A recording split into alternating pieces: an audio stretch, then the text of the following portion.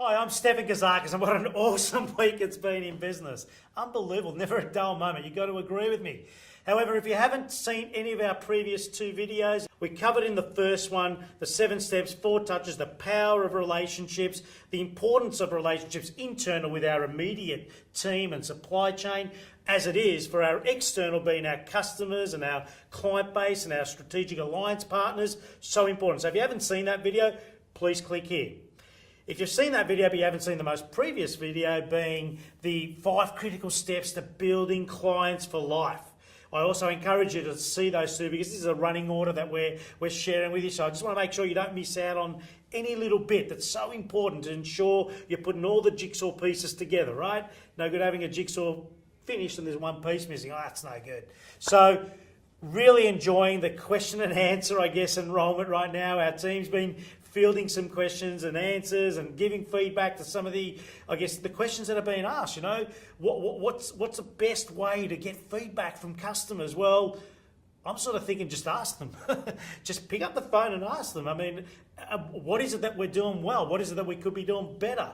If there was anything we could be doing better, how can we engage some conversation around that? If you're getting a score out of 10, ask them, what would it take to have one more score on top of the score that they just gave you for you to earn one more point?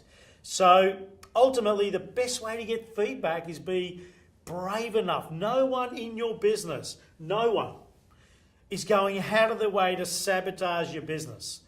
Most importantly, you. So in fairness, to get feedback for something that could be improved or something that needs to be continued, has got to be taken aboard with an open mind. So I just thought I'd touch on that, because we had several questions regarding, how should we go about getting feedback?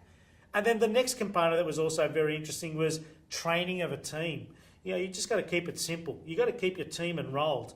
They've got to be clear as to how they're measured, how they're performing, how they're actually executing, making sure that, there's an opportunity for everyone to be at personal best.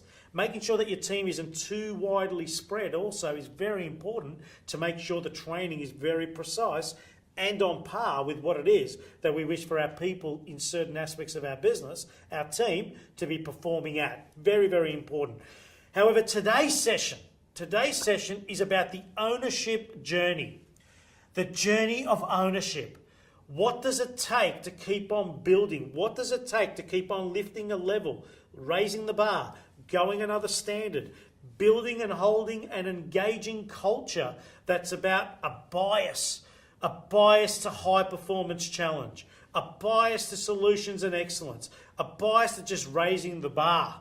How do you maintain that in your ownership journey without feeling exhausted and everything's up to you? So when we start out in business, it's fair to say that we are the best employee. We are the hardest working. We're actually wearing 15 hats a day, but we still feel begrudgingly that we're the owner.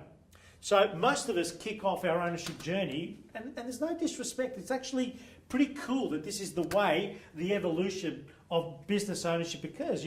We start off with being the best employee in our business, the most hardest working. Then something sort of happens. You get one more customer. You need one more van, you need one more computer, you need one more whatever it is that you need, tools of the trade to deliver. You get 2 more customers, 3 more customers, you need another person. So now you start managing people and resourcing. You manage the opportunity and or the delivery and or the making of the product and service that you are now delivering. It's you and a couple of others. It's you and several more, aspects of delivery. So you're a manager. All in all, someone's convinced you, which is the painful part, that you are the owner. But in fairness, you're only spending about 2% of your week in ownership time. In other words, you are working 98% of the business in the business. Nothing wrong with that. We've just got to understand where we're at in the journey, because it's the ownership journey, and 2% on. Now, until such time, and our focus with you, our recommendation for you, our commitment to you and every customer that we serve across every part of the universe in any industry, it's about helping our clients within 12 months be at 10% here and 90% there. Within 2 years, once we understand what the ratios are, 20% here, 80% there. Now, I'm being conservative when I'm giving you these ratios because it's very easy as human beings to expect something to happen now. But in order for the transition and the transformation and the ownership journey to occur, so you don't ever need to go back and roll your sleeves and dig that trench again in this level, you need to understand there's certain aspects of patterns and habits that you need to embrace and become a student of. And this is what's going to turn the corner for you in your ownership journey, as it does for many of us who have been there and done that. No disrespect. When you look at this, it also represents, in fairness, an organisational chart for which there's only one owner in every business, one leader, let's call it, in every business. There are 1, 2, 3 team leaders in every business, as there are multiple employees. Now, that may not be your exact business organisational structure right now. But at some point, as you progress your opportunity, as you keep on raising the standard for who you are and who you serve, remember qualification, education, as you keep on lifting that bar and you're getting better at conversion and clients for life through feedback systems and training of a team, guess what's going to happen? People are going to want to do business with you, which means you will have something that you've already thought about strategically and tactically, because you are spending more time in ownership time as to the plan, as to how will we grow when it's time to grow. What type of people do we need to be recruiting? What type of induction and training and onboarding is needed so that they are effective and efficient ASAP? Where are the systems that confirm for us that we're getting better squeezing of the lemon that delivers a juice that's worth using? Does that make sense? This is the ownership journey of business. Whether you are a $200,000 business or a $10 million business, there is no prejudice, but this is the journey. And you've got to be okay to be having an identity shift. The way you view where your time is invested and most importantly your activities, it is so important to keep on making better decisions about where your activities are. So as you let go of urgent and keep on focusing on important, and the ratios are still, 10%, 90%, 20%, 80%. We still need you to be an income earner. We still need you to be a contributor. But what we definitely need you to be doing is, where is your highest hourly rate? Where is your highest income generating activities as the leader of our business? And that is the ownership journey. And if you embrace the mindset and the commitment and discipline of better time management, you will be in a much better place in 12 months' time than where you are now, guaranteed. So if you're thinking that is not possible for you, if you feel, I don't have the time to do that, it's actually me and some other bloke on my team or some other person on my team. If you're thinking this is not for you, I'm going to get you to rethink about that. Everyone started exactly where you are right now. Every one of us goes through a journey. This is the journey that we go through. At some point within 5 to 7 years' time, we want to be at a level called investor. So within 5 years' time, you could be spending 40% of your time in this identity, growing opportunity at a global level, licensing, duplication, doing what you need to do for the growth of the business at the highest level, and ensuring that you're investing 60% amongst these two areas here. So in 5 years' time, that could be your outcome, and this is the ownership journey. There is no better place than a place called business to deliver free cash flow. It just takes the disciplines and the decisions and the disciplines around time and resource management as to what shows up for you. So something that could take 5 years, in fairness, with a bit of structure and a bit of discipline and a bit of thought process known as a plan, will deliver an outcome for you in less than 3 years. Something that's consistently executed and measured and ultimately corrected will always shortcut the time that's needed to deliver the result that you so deserve. This is not about working harder. And as much as when you think about ratios, 90% you still manage your employee, 10% your owner. You're still doing the lion's work here. But in saying that, your identity is to move it forward. Move it up, move it forward. The ownership journey has nothing more, nothing less that it can provide for you as long as you are open to commence the journey of transitioning into being the best business owner in this business. Not the hardest working, not the guy or girl that needs to lead by example, but the person who's making the best decision about the questions that need to be asked. The person who makes a decision as to what do I need to be curious about? Where is my industry? Where is my opportunity? Where are my obstacles? Where are my icebergs? How do I mitigate risk? How do I optimize opportunity? How do I ensure there's a scoreboard on a daily, weekly, monthly basis that's confirming what I thought and what actually is? What is it that we are reviewing on a daily, weekly, monthly, quarterly basis that confirms what is the gap, positive or negative, as to where you are on your journey? Business ownership journey. There is no discrimination when it comes to your opportunity. There is no economy that can hurt you when you're in small business. There is a mindset that says times are tough and I'm buying into that. There is no such thing for a lack of innovation as long as you've got the right questions and you confirm for yourself, as you do to those that you care about, I'm going to be accountable to a better version of business ownership.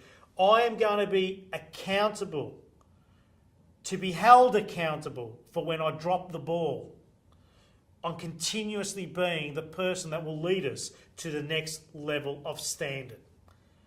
I'm going to continue to hold true what is the standard, the culture, and the aspect of who we are and what we do as we continue to move forward. And at such a time when I need to step out because I've got a bigger game to play on behalf of all of us, I will trust in you, my team members, my loyal and committed by heart and mind team members. Not a paycheck every Friday, but the commitment to be better and be in the minority called benchmark. That is where I am going. That is the journey of ownership for which I am imparting on you to be brave, be courageous, and back yourself in because you can. We are here to give you the tools. We are here to share the ways and the little tricks, but the most important trick is the conversation in your head. The moment that frees up, the actions are no issue. No one dies in building an amazing business. Many people die in staying with mediocre and average. My recommendation is reject average. It's your job to keep on building a business that's a benchmark business. You put your hand up to be a business owner. Less than 13% of adults in the world lead and own a business. Understand that 9 out of 10 people are working on someone else's team. You made a decision to be a business owner. It's also important to understand that 7% of businesses in the world ever get to a stage of $2 million in revenue, sales, in a given 12-month period. So if you feel that what you have right now is a crossroad, it's not broken. It's a crossroad called exhaustion, procrastination. It's a crossroad called dysfunctional team.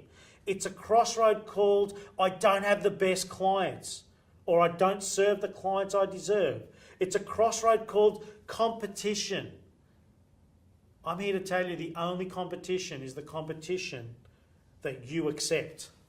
The only competition when you're in small business is the competition of let's go and do things versus I think I'm doomed and I'm doing nothing. The only competition is the conversation that you are having to get going with building a plan. It's got nothing to do with a plan. It's got to do with the planning. The miracle is in the opportunity to sit down and think what is possible for you. What is possible for our business? What is possible that we are taking to another standard? That's called planning. In the world right now, there isn't enough planning when it comes to business ownership. Once you have a plan, that's an outcome for which we are only needing to understand what are we doing today, tomorrow, and the next day, which is execution, for which we need to be measuring and understanding. Are we or are we not where we thought we would be? What is working? What is not working? What are we doing about it?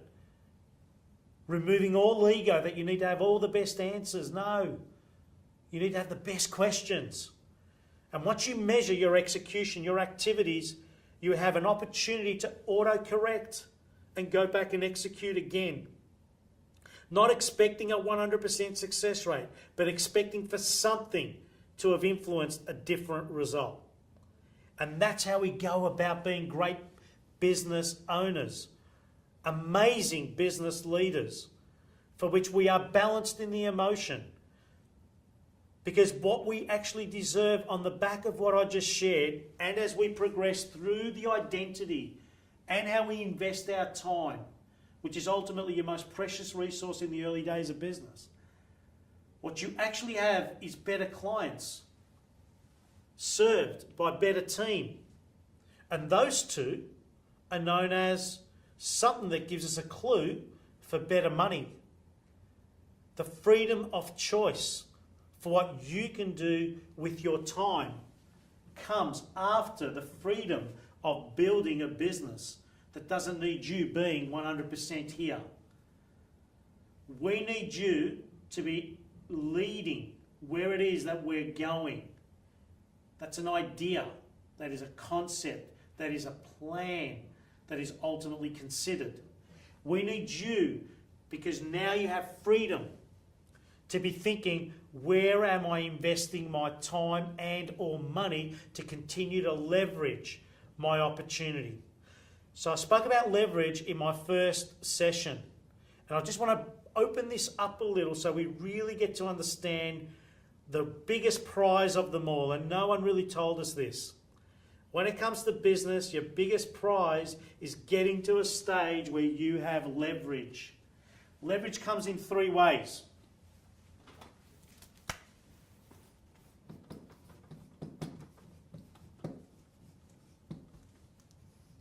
Leverage comes in three ways.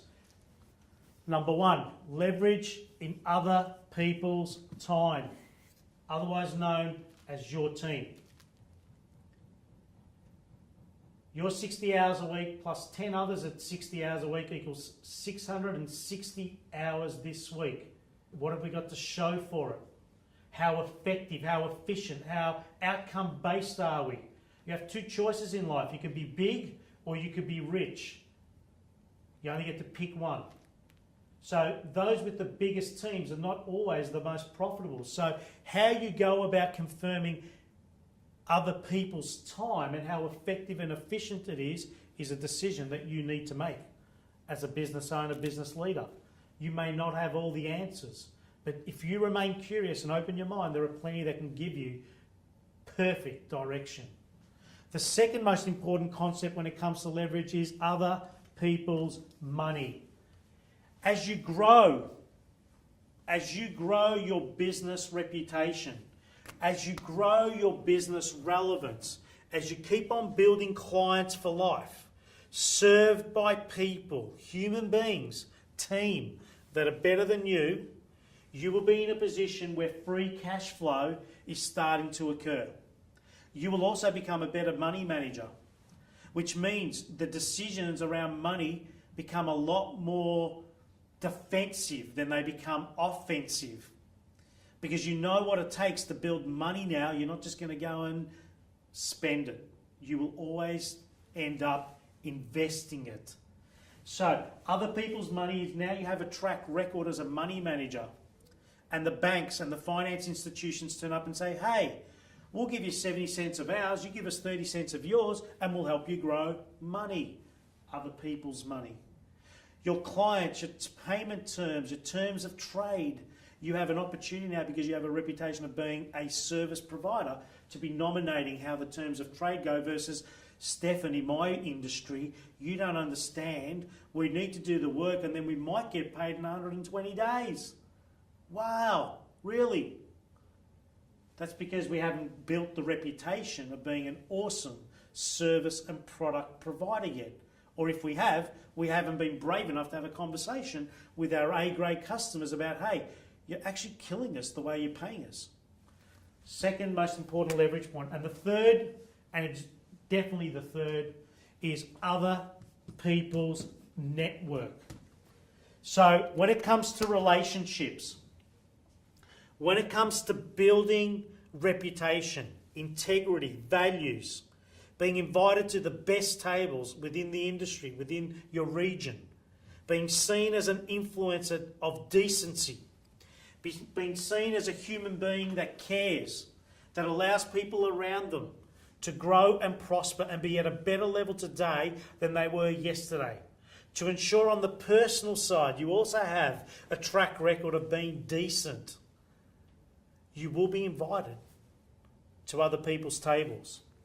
You will be invited to other people's networks. And when that occurs, you are definitely reaching the higher levels of business ownership. So in a nutshell, that is the journey of ownership. In a nutshell, your first $1 million in business will be the hardest you ever make. I promise you it will be. I know that. I've done it so many times with my own money. Your second million should be a little easier, yet you've still got bits and pieces that are challenging. But you're starting to get leverage, leveraging better people, leveraging better systems, leveraging a little bit more reputation. If you can get to 2 million with better structure and systems and an organisational framework that allows people to keep on growing, you are building clusters now. If you get to $2 million in business with that baseline, that platform, you'll get to 5 million like that. I don't say it because I've read a book, but I've written 2 books on the subject. And I'm not here to impress you, but to impress upon you the countless times I've done it with my own money. As we have coached, and I have personally coached, more than 500 clients throughout the world and in our region, across all industries, across all levels. Once you get to 2 million with structure, getting to 5 million happens like that. That's the third phase of small, medium enterprise. Once you're at 5 and you continue the ethos and the disciplines of what you needed to change and or fine-tune, let's say in the early stages of business, you'll go from 5 to 20 like that. And I don't say this again to make you think, oh, that's not true. It happens every other day in our business.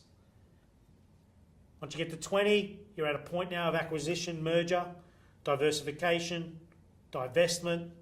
You're at a stage where it's a different language altogether. It's a different game. It doesn't even need you to be there anymore. Look where you are now. Look who's leading now. This is a CEO, a GM. At $20 million going to 50 happens like that. And so forth and so forth. So I just want you to understand the journey of business ownership is not for the faint-hearted. The critical skills and tools to create an idea versus the critical skills to grow a business are completely different. That doesn't mean you need to go back to school or put your business on hold. This is a moving entity. This is a moving forward situation. Your opportunity to have a better version of what you have right now is to put your hand up and say, hey, I'm a little curious. I've got some questions, but I'm also okay to listen. And I'm going to assess how I listen, and I promise you I will not get in the way once I confirm my plan to execute, for which I will measure. I want to be accountable. I want to be the leader that is congruent with doing what they said they will do. And I also want to be okay to correct and go back and execute versus I want to start a new plan because I got a brand new idea today. And now you got 15 new ideas. That's never going to work. My philosophy is I'd rather be bored and rich rather than excitable and broke. One idea, one opportunity, one target market, one way of making it easy for them to buy, one way of building a team that is exceptional every other day, one bank account that keeps on growing. So we can reinvest back in the business as we need to also reinvest back in the personal wealth creation, because you took the ultimate challenge of building a business. 13% of us in the world, in the adult world, lead and grow and own businesses. It's not for the faint-hearted. Not easy, does not have to be hard. I get really excited when I talk about the journey of business ownership, and again, if you and I hope you have heard my story and where it all started. You know, the dark early days of the early 1990s, and you know, taking over that family business that was really broken, and you know, in a very tough industry, textile manufacturing in Australia, with all its threats. So if I was able to, against every possible odd in the world, and where my mindset was in the darkest of darkest places, if I was able to, over a journey of, you know, 100 weeks, 200 weeks, ultimately 520 weeks, 10 years, take what was a very broken business to a point where it was a benchmark, multi-million dollar turnover, employing 70 people, privately owned. Everyone was guaranteed their wages every week. Just, I cannot share with you the excitement of what I really know today to be the journey, and what I really understand to be the biggest key and the greatest concept in business of other people's time, other people's money, and other people's network. And it's a journey. It's a journey. No one needs to be in a hurry to get here. Nobody needs to be in a hurry to go from here to here in a fell swoop. No.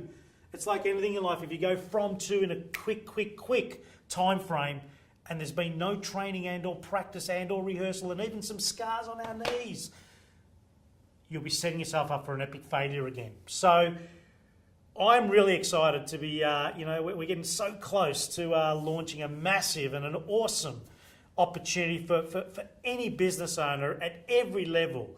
No discrimination of revenue, no discrimination of team size.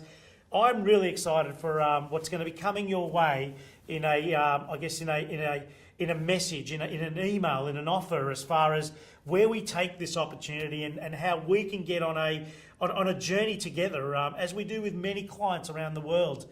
I'm really excited about sharing a little bit more of that, but I look forward to, again, just getting some feedback and getting some engagement, and just, I want you, I need you, I'm committed to you, as is all my team here at Business Benchmark Group, to take you from point A to point B and never go back to point A again. Point B to point C and never go back to B again.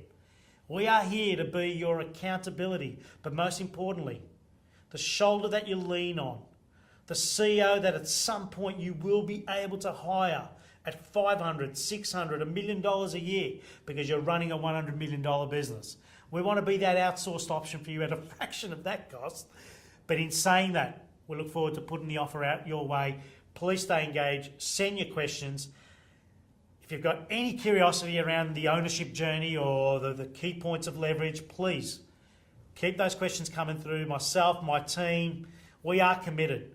The best thing I love doing in terms of sharing all this with you is we eat from our own cooking. Everything we suggest and share with you, as I do right now, is exactly what we do at our business, at the Business Benchmark Group, and we have distribution throughout the whole world in terms of what we do. We look forward to hearing from you. Until next time, let's make it an awesome week. I'm Stefan Kazakis.